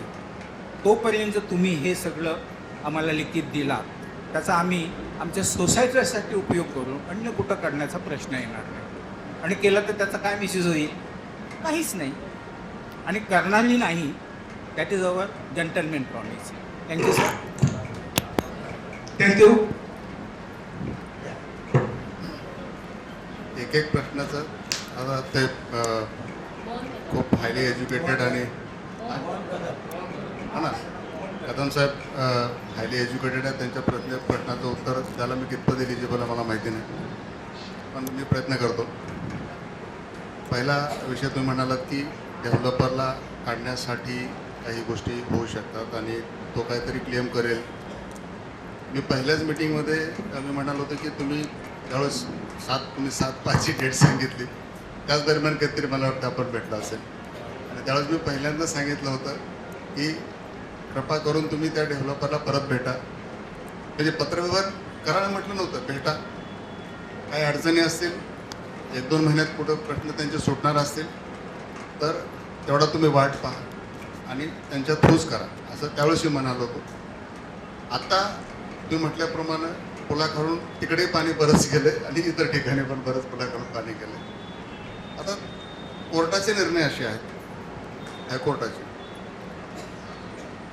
कुठलाही डेव्हलपर क्लेम तेव्हाच करू शकतो ज्यावेळेस तो प्रूफ देऊ शकतो की मी ह्या गोष्टीचं चलन भरले. कारण म्हाडा काही कॅश घेत नाही किंवा कॅश घेतली तरी त्याला पावती देतं. त्यामुळं त्या डेव्हलपरकडे हे पैसे मी भरले याचं चलन त्याला कोर्टात किंवा तुमच्याकडे द्यावं लागेल. पहिली पायरी मी पहिल्यांदाच बोलताना सांगितले की त्यांनी ड्यूज पहिले क्लिअर करायला पाहिजे होते. तो तुम्ही ड्यूजचा विषय म्हणाला होता, जे काही ड्यूज आहेत ते येणाऱ्या डेव्हलपरने ते करायचे आहेत. आम्ही असो तर आम्ही पण करणार. तर पहिली पायरी त्यांनी ते ड्यूज भरलेले नाहीत, त्यांनी फक्त 79 हे तुमच्याकडनं करून घेतलेलं आहे. त्याला कुठलेही ऑफिशियली पैसे भरावे लागत नाहीत. त्यामुळे कुठल्याही डेव्हलपरकडे 79 ला पैसे भरल्याचा प्रूफ असू शकत नाही. ड्यूज भरले असतील तर ते ड्यूज भरल्याची त्यांनी पावती तुमच्याकडे आणि कोर्टाकडे सादर करावी लागेल. मी म्हणतो कोर्टाचा अर्थ, पण तो कोर्टात गेलेले आहेत किंवा नाही मला माहिती नाही, पण जर जाणार असतील किंवा गेले असतील किंवा काही असो, कमीत कमी तुमच्याकडे तरी त्याची पावती दिली पाहिजे की मी म्हाडाकडे पैसे भरले, तर म्हाडाच्या त्या अकाउंट लेजरमध्ये ते रिफ्लेक्ट झालेले पाहिजे. कारण पावती पण मी कुठंतरी यावरती बनवून आणून देऊ शकतो, तर ते म्हाडाचे अकाउंटला ते रिफ्लेक्ट झाले पाहिजे. हा प्रूफ आहे कोर्टामध्ये, तरच कोणी डेव्हलपर क्लेम करू शकतो. तर दुसरं आहे की सोसायटीला ह्याचा हार्डशिप झालेला आहे. ॲक्च्युली सोसायटी डेव्हलपरला क्लेम करू शकते की तुम्ही आम्हाला याची नुकसान भरपाई द्या. कारण त्यांनी जे कमिटमेंट केलेली असेल त्यामध्ये जेन्युइन रिझन जर नसतील आणि त्यांनी डिले केला असेल आणि सोसायटीचा वर्षभर किंवा जो काही पिरियड वाया गेलेला असेल त्याच्या बदल्यामध्ये ॲक्च्युली त्यांनी डेव्हलपरला सोसायटी मागू शकते क्लेम. आणि हायकोर्टाचा निर्णय आहे, हायकोर्टाने जनरल बॉडी सोसायटीच्या बहुमताने असा निर्णय असेल तर सोसायटीच्या जनरल बॉडीला, स्पेशल जनरल बॉडी मीटिंगला संपूर्ण पॉवर दिलेले असल्याचा निर्णय दिलेला आहे इतर केसमध्ये. त्यामुळं सोसायटीच्या जनरल बॉडी, म्हणजे हे पण म्हटलेलं आहे त्यांनी की सोसायटी जनरल बॉडी म्हणजे काही कोर्ट नाही आहे. पण जर डेव्हलपरला क्लेम करण्यासाठी पैसे खर्च केल्याचा कुठलाही पुरावा सादर केलेला नसेल आणि सोसायटीच्या जनरल बॉडी समोर किंवा कमिटी समोर आतापर्यंत त्यांनी काहीही मांडलं नसेल, आम्ही जरी असो तरी, तर त्यांना कुठलाही कायद्याने अधिकार क्लेम करण्याचा मिळत नाही. उलट सोसायटी क्लेम करू शकते की आम्ही तुम्हाला विश्वासाने दिलेलं असताना तुम्ही काहीच केलं नाही आणि आमची बिल्डिंग धोकादायक झाली आहे आणि आम्ही जीव मोठी धरून राहतोय, तुम्हीच आम्हाला क्लेम केलं पाहिजे. त्यामुळे कुठल्याही कोर्टामध्ये काही न केलेल्या डेव्हलपरची केस उभी राहू शकत नाही. एक, कोर्टात कोणीही जाऊ शकतो, पण कोर्टाच्याच निर्णयानुसार जनरल बॉडी मीटिंगला अधिकार दिलेले आहेत. त्यामुळे हा विषय राहिला. दुसरा, जे ड्यूज आहेत तो येणाऱ्या डेव्हलपरला भरायचेच आहेत. किती आहेत त्यापेक्षा नो ड्यूज सर्टिफिकेट सोसायटीकडे दिलं पाहिजे. कारण बऱ्याच वेळेस कॅल्क्युलेशनमध्ये पण तिथं हे असतात, कारण 20, 25, 30 वर्षाचा पिरियड आहे. आम्ही सुद्धा 105-99ला आम्ही त्यांच्याकडे बसून कॅल्क्युलेशन करून घेतलं, ती अमाऊंट कमी पण झाली होती रीत सर. तर त्याप्रमाणे जे काही आहेत, मी म्हणत नाही तो आकडा, नो ड्यूज सर्टिफिकेट म्हाडाच्या इस्टेट डिपार्टमेंटकडून बिल्डिंग नंबर 176ला नो ड्यूज सर्टिफिकेट येणाऱ्या डेव्हलपरनी आणून दिलं पाहिजे. दिलं पाहिजे याच्यासाठी, कारण त्याच्याशिवाय फाईलच पुढे जाऊ शकत, कुठलीच फाईल पुढे जाऊ शकत. त्यामुळे हे केलं पाहिजे. आणि कुठल्याही डेव्हलपरनं काही न केल्याचा त्यांच्याकडे पुरावा नसेल, त्यामुळं त्यांना कुठलाही अधिकार मिळत नाही. जरी ते केले तर सर्व अधिकार हे सोसायटीकडेच आहेत, कारण सोसायटीनेच हार्डशिप भोगलेलं आहे. ते दुसरं राहिलं, तुम्ही 7/5/25ची ऑफर लेटरची म्हणाला आणि त्यात रिझन पण आहेत. प्रो रेटा कुठल्या तरी डेव्हलपरच्या सांगण्यावरून नक्कीच कमी केलेलं नाही म्हाडाने किंवा सोसायटीच्या सांगण्यावरून. प्रो रेटा जास्त असणे हे सगळ्याच्याच फायद्याचं आहे. कसं? कारण इव्हन म्हाडाच्या फायद्याचं आहे. कारण म्हाडा प्रो रेटा काय फ्री देत नाही. म्हाडाचा रेव्हेन्यू पण जनरेट त्या प्रो रेटामधूनच होतो. आणि विकतं म्हाडा सगळं प्रो रेटा, फ्री नाही. आणि रेडी रेटनेच्या रेटनुसार विकतो. सोसायटीचा फायदा आहे, कारण कोणाला नको प्रो रेटा जास्त. डेव्हलपरचा फायदा आहे, आणि डेव्हलपरला सोसायटीला एक्स्ट्रा एरिया देऊन सुद्धा 4 पैसे आणखी कमवता येऊ शकतात. प्रोजेक्ट बऱ्यापैकी फिजिबल होतो. त्यामुळं कोणाच्या नाही, पण जे काही आता म्हाडाचे नियम आहेत त्यानुसार त्यांनी 47.62 दिलेलं आहे.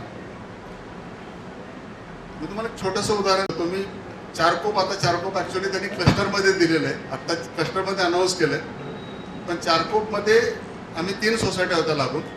तिथे एक पोलीस स्टेशन आहे, तुम्ही गेला असाल कोणीतरी. पोलीस स्टेशनच्या बरोबर अपोजिटच्या सोसायट्या, 3 सोसायट्या, त्यांना मी प्रपोजल दिलं होतं. आणि माझा अनुभव हा कन्नमोर नगरचा होता, माझा तिथला अनुभव नव्हता. आणि तिथल्या MIG सोसायट्या होत्या, तेही आमच्या लक्षात आलं नाही, आमची ती चूक होती. पण आम्ही इथल्या अनुभवानुसार तिथला एरिया कॅल्क्युलेट करून आणि तिथला एखादी पर्टिक्युलर रेट थोडा वाटलं की तिथला रेट थोडा जास्त आहे, तो धरला आणि आम्ही त्यांना प्रपोजल दिलं होतं. तिथले कदम साहेबासारखेच कुणीतरी त्या सोसायटी मेंबर होते, जे कॉन्ट्रॅक्टर होते आणि ते इतर डेव्हलपरची कामं करत होते. तर त्यांनी मला विचारलं की तुम्ही ह्याची फिजिबिलिटी केली आहे का? म्हटलं हो केली आहे. ते म्हणजे मला फिजिबिलिटी पाठवा पहिल्या, तुम्ही जे ऑफर दिले. आम्ही जे काही कन्सिडर केलं होतं रेट, जो काही कन्स्ट्रक्शन कॉस्ट वगैरे, त्याप्रमाणे त्यांनी फिजिबिलिटी दिली. त्यांनी सांगितले तुमची फिजिबिलिटी चुकलेली आहे. कशी? पहिलं तर तुम्ही जो रेट धरला, जो सेलचा, तो रेट इथं मिळतच नाही. कारण मी ज्या प्रोजेक्टवर कॉन्ट्रॅक्टर म्हणून काम करतोय तिथं डेव्हलपर परेशान आहे विकायला. आम्ही 24,000 रेट धरला होता, म्हणजे 21-20ला तिथं विकलं जाणं गेले. आणि आम्हाला असं नको आहे की तुम्ही आम्हाला काहीतरी एरिया काहीतरी एक्स्ट्रा थोडं देताय म्हणून आम्ही तुम्हाला प्रोजेक्ट द्यायचा आणि तुम्ही अर्ध्यात आल्यानंतर सांगणार की आम्हाला मला हे परवडत नाही आणि तुम्ही नंतर एकतर काम स्लो करणार किंवा थांबवणार असल्या गोष्टी. तर आम्हाला ते नको आहे. जे काही मिळणार आहे ते आम्हाला कॅल्क्युलेशननं ते कम्प्लीट झालं पाहिजे. मी त्यांना आता इथं तर आपण डबल वगैरे देतो, म्हणजे ज्या एक्झिट तिथं मी 30% एक्स्ट्रा दिलं होतं, कारण ते फ्लॅट थोडे मोठे होते. त्यांनी माझ्याकडनं ते करेक्ट करून 26% कमी केलं. 30चं 26%ची ऑफर माझ्याकडनं करून घेतली. 3 वेळेस फिजिबिलिटी रिपोर्ट त्यांनी मला रिवाईज करायला सांगितलं, स्वतः सोसायटीचे मेंबर. ते म्हणले आम्हाला असल्या रिस्क नको आहेत. कोणीतरी काहीतरी मनात आणून दिला एरिया आणि नंतर हातवर गेले, हे नको आहे. तर तेच इथेही लागू होते. प्रोरेटा जो 61 होता आज तो 47 आहे. त्यानुसार थोडे कॅल्क्युलेशन बदलतात, त्याच्याशिवाय सुद्धा बदलतात. ते तुम्हाला कोणी बोलणार नाही. आजचं वातावरण, कारण रिअल इस्टेट सध्या मंदीतून जायला सुरुवात झालेली आहे. पण डिस्कस करतो मी तुम्हाला कुठलंही स्पष्टीकरण देण्यासाठी नाही. जे फॅक्ट आहे ते आपण सगळे शिकलेलो, सगळ्याला माहिती आहे काय चाललं. एक काय मुख्य कारण युद्धाचं, युद्धामुळे आज पुण्यामध्ये उदाहरणं देखील, पुणे कुणाला माहिती असेल, परांजपे हा मोठा ब्रँड आहे. परांजपे स्कीम्स खरं तर ते मुंबईतले आहेत मूळचे, पण पुण्यामध्ये मोठा ब्रँड आहे. टाउनशिप केलेत त्यांनी. नाही ते वेगळे ते परांजपे स्कीम्स पुण्यामध्ये मोठा ब्रँड आहे, टाउनशिप आहे. हिंजेवाडीमध्ये ब्ल्युरिज त्यांची सोसायटी आहे. आज ते फायनान्शियली एवढी अडचणीत आहेत की त्यांच्याकडे प्लॅन अप्रूव्ड आहे. ते FSI विकतायत. FSI विकतायत. ते आमच्याकडे सुद्धा कोणीतरी तिथल्या इस्टेट कन्सल्टंटनी घेऊन आलं होतं. परांजपेचा FSI ते विकतायत. म्हणजे एवढ्या लेवलला पुण्यामध्ये आज सेल होत नाही. मागच्या 7-8 महिन्यापासून पुण्यामध्ये सेल एकदम 50% डाऊन झालेला आहे. त्याचं कारण आहे आर्टिफिशियल इंटेलिजन्स. पुण्याची पूर्ण मार्केट हा IT वर अवलंबून आहे. इन्फोटेक म्हणजे IT इन्फॉर्मेशन टेक्नॉलॉजी ते जास्त नोकऱ्या आहेत. मुंबई पूर्णपणे अवलंबून नाही, ते अवलंबून आहे. तिथं 8-9 महिन्यापासून सेल होत नाही. मुंबईमध्ये आम्ही नवी मुंबईमध्ये पाहतोय, इव्हन कन्नमोरमध्ये सुद्धा आज सेल एकदम स्लो झालेले आहेत.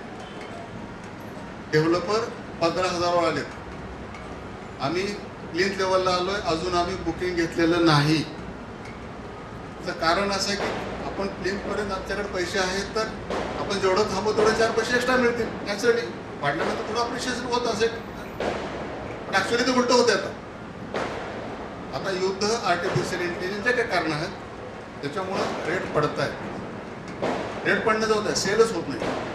आणि सेल कुठला होत नाही, लोअर मिडल क्लासचा जो एरिया आहे 70-60 लाखापासूनचा खालचा आहे, तो सेल होत नाही. 2 कोटी 3 कोटीचे सेल होत आहेत, पण तो त्या एरियामध्ये. इथं ते होणार नाहीत, कारण इथं जो कॉम्पॅक्ट फ्लॅटचे इथं सेल होतात. पण ओव्हरऑल इंडियामध्ये 60-70 लाखाच्या खालचे सेल एकदम मंदावले. त्याच्याकडे आपण कानाडोळा करू शकत नाही. त्यामुळे ह्या सगळ्या गोष्टीचा विचार त्या ऑफरमध्ये होणार आहे. म्हणून मी तुम्हाला, तुम्ही जे म्हणाला आता गहाण ठेवायचं, 20 कोटी डिवायडेड 20 कोटी, तर मी अमाऊंट परत कमी पण करेल. 20 कोटीचं 16 कोटी पण होईल. लोन अमाऊंट 20 कोटी मी आताच्या ह्याला मी दिली, ते 16 कोटी पण होईल. 20 कोटी डिवायडेड बाय 80 किती होईल?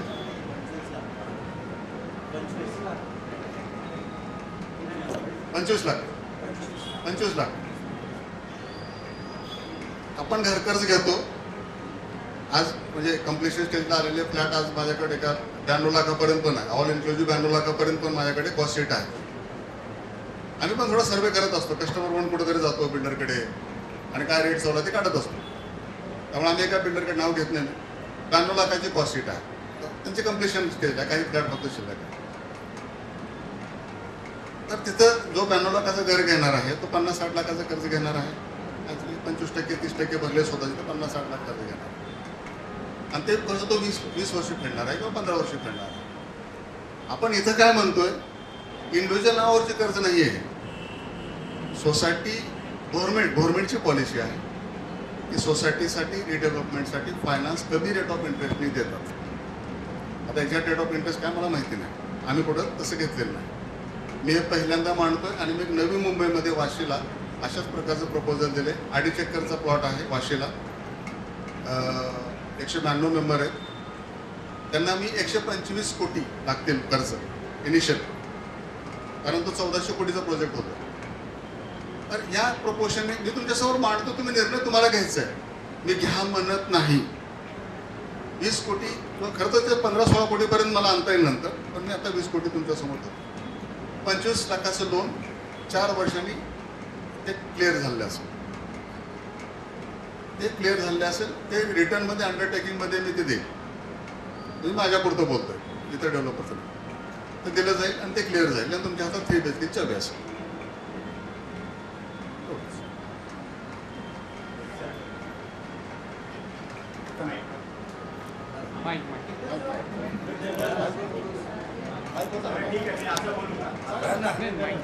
तुझा आवाज मोठा आहे का? नमस्कार पाटील. हॅलो हॅलो साहेब नमस्कार. माझं नाव अजय घाटे. मी संस्थेचा माजी अध्यक्ष आजगावकर आम्ही त्यावेळी करत होतो. आता कदम साहेबांनी तुम्हाला जे काही सांगितलं त्यातल्या एक तर 2 गोष्टीवरती आपण बोलूया. आता जे तुम्ही सोसायटी मॉर्गेज आणि त्या गोष्टी पुढे आली त्याबद्दल मी नंतर बोलतो. आमच्या पुढे जो सगळ्यात कळीचा मुद्दा किंवा जे आम्हाला आव्हानात्मक जे वाटत होतं ते की ह्या डेव्हलपरला म्हणजे लोकांच्या भावना लक्षात घेऊन त्या डेव्हलपरला 79A पर्यंत पुढे गेल्यावरती त्याला आता नाकारायचं आणि कोर्टाच्या कॉन्सिक्वेन्सेसला पुढे जायचं. ह्या घटनेत पडताना तुम्ही जसं आता सांगितलं की त्याने 79A करताना किंवा कुठल्याही त्या प्रोसेस करताना असा काही फारसा खर्च आलेला नसतो. तो जो खर्च आलेला असतो तो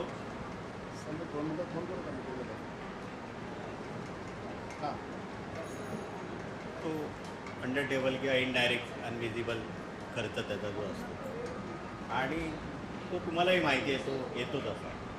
आणि तो कुठेतरी आता त्याचा इगो हर्ट झाला असेल तो कुठे, कारण की आमचाही फारसा तो त्याशी घेतला नाही आणि त्या स्टेजमध्ये आम्ही आहोत की त्याने तिकडे केलेलं आहे. तुम्ही आता इथे म्हणताय ते करायचं. जर पुढे त्या लिगल कॉन्सिक्वेन्सेसमध्ये गेलो तरी साधारण ते एक महिन्यात 2 महिन्यात 3 महिन्यात आटपणारी ती गोष्ट नाही आहे. बरोबर. आजच्या तारखेला जरी तुम्ही जी काय प्रपोजल ठेवलं, आता हे प्रपोजल जरा वेगळं आहे आज तुम्ही जे नवीन मांडलं ते त्याविषयी नंतर बोलतो. पण ह्या घटनेला साधारण एक निश्चितच मोर दॅन 1 इयर जाईल आपला कोर्टापर्यंत. कदाचित तो त्यानंतर हायकोर्ट किंवा डायरेक्ट हायकोर्टला मॅटर केला तर डायरेक्ट हायकोर्ट, तर तेवढा 1-1.5 वर्षाचा कालावधी लोटेल.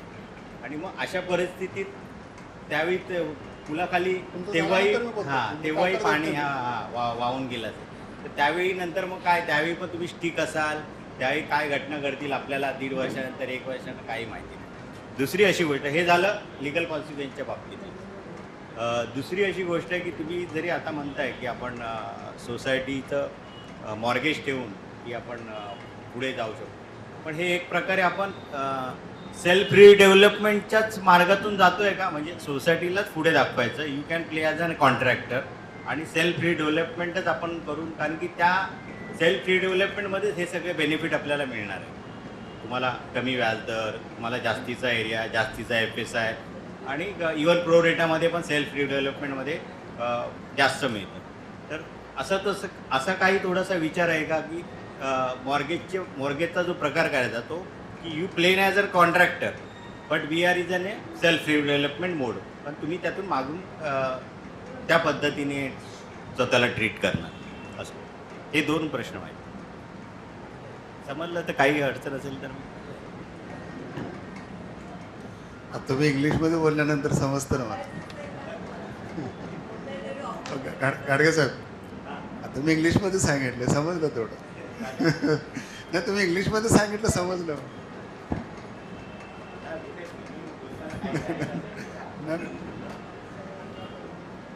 एक तुमचा पहिला मुद्दा होता की डेव्हलपर कोर्टात गेल्यानंतर आपला वेळ जाईल, बरोबर ना? नाही, म्हणजे पहिली गोष्ट अशी आहे की म्हणजे डेव्हलपरला काढा असं माझं कधी मत नव्हतं, पण आता ते बरंच वेळ झालेला आहे. आणि जनरली म्हणजे इव्हन आम्हीसुद्धा एखाद्या स्टाफला जर काढला, काही जे जमलं नाही म्युच्युअल अंडरस्टँडिंग, आणि आम्ही एखाद्या स्टाफला काढला तर त्याला परत आम्ही घेत नाही, कारण आता एकदा निगेटिव्ह झालेलं आहे. तसंच आता या केसमध्ये असू शकतं. दुसरं, डेव्हलपरनी तुम्ही म्हणाला ते बरं आहे, काही ठिकाणी कुठं खर्च केला असू शकतो. आपण आता कॅमेऱ्यासमोर सगळ्या गोष्टी बोलू शकत नाही. त्यांच्याकडे कुठलेही पुरावे नाहीत. आणि ह्या सोसायटीचं, आता मी सोसायटीच्या वतीनं बोलतो आहे, मी अजूनही म्हणत नाही तुम्ही डेव्हलपरला काढा, तो तुमचा निर्णय आहे, बहुमताचा तुमचा निर्णय आहे. मी म्हणू शकत नाही, मला कुठलाही अधिकार नाही. मी सोसायटीच्या वतीनं बोलतो. सोसायटीसाठी काय चांगलं आहे, म्हणजे घाडगे साहेबांसाठी काय चांगलं आहे किंवा बोराडे साहेबांसाठी काय चांगलं आहे हे बोलत नाही.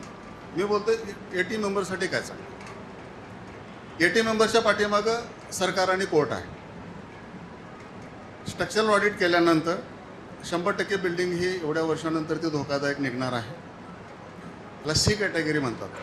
गव्हर्नमेंटच्या ज्या कॅटेगरी आहेत त्या सी कॅटेगरीमध्ये असल्यानंतर स्ट्रक्चरल ऑडिट जो registered structural consultant government of म्हणजे मुंबई म्युन्सिपल कॉर्पोरेशनच्या ज्या यादी आहे स्ट्रक्चरल कन्सल्टंटची, त्यावरचा कोणीही रजिस्टर्ड लायसन्स्ड क्वालिफाईड स्ट्रक्चरल कन्सल्टंटनी स्ट्रक्चरल ऑडिट करून जर ही बिल्डिंग धोकादायक आहे आणि ते नक्कीच या स्टेजला असते, ते जर दिली तर कुठलंही जगातलं कोर्ट तुमच्या बिल्डिंगचं रिडेव्हलपमेंट थांबवू शकत नाही. कुठल्याही जगातलं कोर्ट, कुठल्याही जगातला राष्ट्रपती धोकादायक बिल्डिंगमध्ये तुम्हाला राहायला सांगू शकत नाही. आणि मागच्या डेव्हलपरने काहीच न केलेलं असताना आणि तुमची बिल्डिंग जर धोकादायक असेल तर तुम्ही बिनधास्त रिडेव्हलपमेंटच्या प्रत्येक स्टेप्स करत जाऊन ती डेव्हलपमेंट सुरू करू शकता. ज्यांना कोर्टात भांडायचं आहे ते तिकडं भांडत राहतात, काही फरक पडत नाही. कुठलीही वाट पाहायची जरूरत नाही. आपल्याला पुढे जाण्यासाठी आपली बिल्डिंग धोकादायक आहे हे स्ट्रक्चर ऑडिट करून आपल्याला ते आधी दाखवावं लागेल असं तुम्हाला दाखवण्यासाठी स्ट्रक्चरल ऑडिट करायचं नाही, हा रिडेव्हलपमेंटचा एक पार्ट आहे. की आजच्या आमच्या मीटिंगमध्ये तो एजेंडावर विषय होता स्ट्रक्चरल ऑडिट करायचा. त्यामध्ये एक उपप्रश्न आलेला की स्ट्रक्चरल ऑडिट केल्यावरती दुरुस्ती करायची की नाही. त्या प्रश्नाला आम्हाला उत्तर मिळालं नाही. जर आता जर स्ट्रक्चरल ऑडिट केलं, बघा गव्हर्नमेंट ऑफिसर बऱ्यापैकी मॅनिप्युलेट होतात, हे आता जरी चालू असेल. आणि जर तुम्ही म्हणता तसं म्हणजे आपल्याला आणखी एक धोका पत्करावायचा आहे की आपली बिल्डिंग आपण धोकादायक निर्माण करायची, जेणेकरून तो कोर्टात तिकडे हरला जाईल किंवा त्याला कुठेतरी बॅक स्टेजला यावं लागलं असं आपण कृती करायची. हायकोर्टाचा स्ट्रक्चरल ऑडिटबद्दलचा पण एक निर्णय आहे, सांगतो ना तुम्हाला. हो, तुम्ही तेच म्हणता. मला हेच विचारायचं म्हणजे आपण मला कुठलाही डेव्हलपर समोर आणायचं नाही. आम्हालाच आहे नाही सांगतो. ज्या काही आता ज्या एक चूक झाली, दुसरी तिसरी चौथी अशा पद्धतीने आम्हाला पुढे जावं लागेल. कसं आहे, एक आमच्याकडून चूक झाली म्हणजे बघा मी असताना मला तर असं वाटत नाही आमच्याकडून चूक झाली, पण तरी पण एक आपण केलं, अजून दुसऱ्या स्टेजला अजून दुसऱ्या असं म्हणून मी ते आधी तुम्हाला ह्यासाठी घेतलं की ते लिगल कॉन्सिक्वेन्सेसने आम्ही कुठे अडकायला नको. इथे 1-1.5 वर्ष झालं, कारण की कसं आहे 1.5 वर्षानंतर बरेचसे चित्र बदललेलं सांगतो. त्याही तुम्ही कुठे असाल, आम्ही कुठे असाल, काय मी माझ्यासाठी बोलत नाही आणि मी कोणा पर्टिक्युलर माणसासाठी बोलत नाही. मी तुमची जी तुम्ही आता जे मांडलं ना ते खरंच छान आहे, नो डाऊट ज्या पद्धतीने. पण मग दुसरं मला कळलं तुमचं सांगतो. मला ते दुसरंही सांगतो सांगा. स्ट्रक्चरल ऑडिटबद्दल सांगतो. आता मी याच्यावर स्ट्रक्चरल ऑडिटबद्दल अधिकारवाणीनं का बोलू शकतो हे सांगतो. मी स्वतः एमटेक स्ट्रक्चर आहे तुमच्या बाजूच्याच IIT पवईमधून. किती वर्ष झाली? 30 वर्ष झाली. नाही year of- कुठं वय विचारता राव? ते वय सांगायला लागतं ना. यासाठी मी तुम्हाला विचारलं कोणत्या वर्षी झाला. 25 वर्षापासून प्रॅक्टिस करतो. इयर ऑफ आहे, कारण की कोणत्या इयर 95-96 मध्ये झाले मला. 95 96 मध्ये झाले. डॉक्टर बुरागोहे हे हेड ऑफ द डिपार्टमेंट होते. डॉक्टर बुरागोहे हे हेड ऑफ द डिपार्टमेंट होते. नंतर ते IIT गुवाहाटीला डायरेक्टर होते आणि वॉज अ बाप माणूस इन स्ट्रक्चरल इंजिनिअरिंग. त्याच्या अंडर मी प्रोजेक्ट केला आहे. आणि दुसरं सांगतो त्याच्या अधिकारवाणीचं एक अधिकारवाणीसाठी मी IIT एमटेक स्ट्रक्चर्स आहे जो स्ट्रक्चरल ऑडिट करू शकतो. दुसरं म्हाडासाठी 2006ला 2 बिल्डिंग पडल्या होत्या, सदाब मंजिल आणि लीलावती गुलाबचंद. आजगावकर साहेब आपल्याला माहिती असेल, कदम साहेब माहिती असेल. 2006साठी खूप पाऊस झाला होता. 2 बिल्डिंग कोसळल्या होत्या आणि 20-22 लोक मेली होती, म्हणजे वारली होती. त्यावेळेस सरकारने म्हाडाच्या काहीतरी 4 का 5 अधिकाऱ्याला सस्पेंड केलं होतं आणि एन्क्वायरी कमिटी बसवली होती. त्या एन्क्वायरी कमिटीचे एन्क्वायरी ऑफिसर होते त्यावेळेसचे PWDचे चीफ इंजिनियर, मला आता नाव आठवत नाही, पण त्यावेळेसचे PWचे चीफ एन्क्वायरी ऑफिसर होते आणि त्या कमिटीवरती महाराष्ट्र गव्हर्नमेंटच्या एन्क्वायरी कमिटीवरती टेक्निकल कन्सल्टंट म्हणून मी होतो. सदाफ मंजिल आणि लीलावती गुलाबचंदचा टेक्निकल रिपोर्ट मी दिला आहे. त्याचा रिझन पण मी आता सांगतो चर्चा आले तर. ती बिल्डिंग पडली होती, त्यामध्ये म्हाडाचा काही दोष नव्हता. त्या सोसायटीचं प्रॉपर मेंटेनन्स झालं नव्हतं आणि अंडरग्राऊंड पाणी गेलं होतं आणि त्या फाउंडेशन जे खास्तं खाली त्याचं अनइक्वल सेटलमेंट झालं होतं आणि त्यामुळे ती बिल्डिंग पडली होती. आणि माझ्या रिपोर्टवरती त्यावेळेच्या म्हाडाचे 4-5 इंजिनियर होते, सस्पेंड झाले होते, त्याला रिइन्स्टेट केलं होतं. त्यामुळे मी स्ट्रक्चरल ऑडिटवर अधिकारवाणीनं बोलू शकतो. म्हाडासाठी नंतर 7-8-9 मध्ये म्हाडाचे ज्या सेस बिल्डिंग आहेत 13-14 हजार म्हणतात, पण म्हाडाकडे कुठलेही रेकॉर्ड नाही हे मलाही माहिती आहे. त्यावेळेस म्हाडाने मान्सूनच्या अगोदर टोटल स्ट्रक्चरल ऑडिट करून घेतलं होतं. त्यातल्या जवळपास 2,000 ते 2,500 बिल्डिंगचं स्ट्रक्चरल ऑडिट मी केलेलं आहे म्हाडासाठी. त्याची फीस मला म्हाडाने दिलेली आहे स्ट्रक्चरल ऑडिटसाठी. त्यानंतर भेंडी बाजार जो क्लस्टर डेव्हलपमेंट म्हणून पहिल्यांदा त्यावेळेस दिला गेला होता, तो दिला होता सैफी बुरानी अपलिफ्टमेंट ट्रस्ट SBUT. त्यांचं काम अजूनही चालू आहे. त्या म्हाडाची त्यावेळेस कंडिशन अशी होती क्लस्टर डेव्हलपमेंटसाठी की 70% इमारती त्या क्लस्टरमधल्या धोकादायक असल्याशिवाय क्लस्टर डेव्हलपमेंटसाठी जाता येत नव्हतं. म्हाडाने मला त्यावेळेस 2-2.5 बिल्डिंगचं मी स्ट्रक्चर ऑडिट केलं होतं. म्हाडाने मला भेंडी बाजारसाठी त्या सैफी बुरानी अपलिफ्टमेंट ट्रस्टकडे रिकमेंड केलं होतं की यांच्याकडनं तुम्ही स्ट्रक्चर ऑडिट करून घ्या. त्यावेळेस तर त्या भेंडी बाजारमधल्या जवळपास 1,200 बिल्डिंगचं स्ट्रक्चर ऑडिट मी केलेलं आहे. त्याच्या रिपोर्टवर 70% प्लस धोकादायक आणि त्यानंतर गव्हर्नमेंटनी SBUTला क्लस्टर रिडेव्हलपमेंटसाठी अपॉइंट केलं होतं. त्यामुळं आता गव्हर्नमेंटचा नियम असा आहे, नाही तो विषय नाही.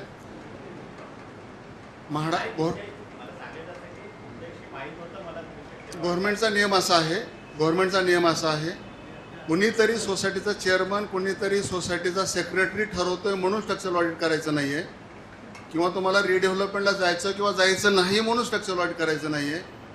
जर बिल्डिंगनी आज किंवा कालच्या पेपरमध्ये पण न्यूज आलेली आहे, ते मी तोंडाने सांगत नाही, 30 वर्ष झाली असतील तर तुम्हाला स्ट्रक्चरल ऑडिट करून घेणं कंपल्सरी आहे आणि तो रिपोर्ट तुम्हाला म्हाडाला सबमिट करायचा आहे. आणि आम्ही गेल्या काही वर्षापासून रिडेव्हलपमेंट करायचं म्हणून ते स्ट्रक्चर ऑडिट आतापर्यंत केलं नव्हतं. त्यामध्ये असंच कारण. तर स्ट्रक्चरल ऑडिट करून घेणे हे तुमच्याकडे लिगली मॅन्डेटरी आहे. ते तुम्हाला करून घ्यायचंच आहे नियमानुसार.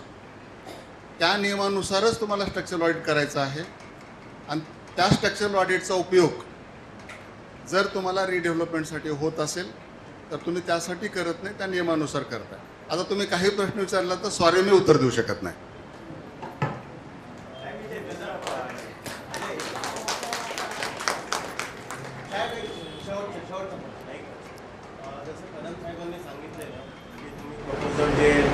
तर आम्ही विचार करू. त्यात फक्त एकच पॉईंट होता की प्रत्येकाला जे 25 लाख येणार रफली, म्हणजे त्याच्या अगेन्स्ट काही बँक गॅरंटी वगैरे तुमच्याकडनं काही, कारण आमचं मॉडगेज होणार आहे सोसायटीचं जे असेल ते घालून, पण त्याच्या अगेन्स्ट तुमच्याकडनं काही मॉडगेज वगैरे तोही पॉईंट टाकलं तर बरं होतं. हे बघा, हा जो तुम्ही बदला मार्ग तुम्हाला दिला आहे ना, तो आम्हाला एक फायदा होतो की आम्हाला फंडिंग अननेसेसरी उभं करावं लागत. त्यात आमचा फायदा तो फायदा आम्ही पास ऑन करतोय सोसायटीला, जे की फायनली असंही डेव्हलपमेंट केलं तरी लोन नसणारच आहे, असं केलं तरी फायनली लोन नसणारच आहे. पण त्या बदल्यामध्ये थोडं तुम्ही डेव्हलपरला सुसह्य केल्यामुळे मला कुठेही चोरून ठेवायचं नाही. मी म्हणतच नाही मला द्या म्हणून, मी तुमच्यासमोर एक मांडलंय. तुमच्या सहकार्याने तो तुमचाच फायदा होणार आहे. मला ॲक्च्युली प्रॉफिट असं डेव्हलपर म्हणून करण्यापेक्षा कमी होणार आहे प्रॉफिट, पण मला पहिला त्रास वाचणार आहे. तो फायदा कायमस्वरूपी पुढच्या 100 पिढ्यासाठी तुमच्या माझ्या नाही, तुमच्या तो फायदा होणार. धन्यवाद साहेब, तुम्ही आपला मूल्यवान वेळ देऊन आम्हाला ही पूर्ण माहिती दिली आणि त्याबद्दल आम्ही तुमचे मनपूर्वक आभार मानतो आहे संस्थेतर्फे व इथे बसलेल्या सर्व सभासदांतर्फे. आणि असेच आम्हाला ते काही आता आमच्या सभासदांनी तुम्हाला एक पत्र दिलं आहे किंवा कदम काकांनी काही विचारलं आहे, तर ते तुम्ही आम्हाला लवकरात लवकर लेखी स्वरूपात दिलं तर आम्हाला पण कदम काकांना आणि सर्व सभासदांना बसून याचा विचार करून आम्हाला लवकरात लवकर काही निर्णय घेता येईल. आणि अजय घाटेने जसं सांगितलं त्याप्रकारे पण जो आधीचा डेव्हलपर अध्यक्षाच्या माजी अध्यक्षाच्या भूमिकेत ऐका ना, आणि आपण आता सांगता असं करू.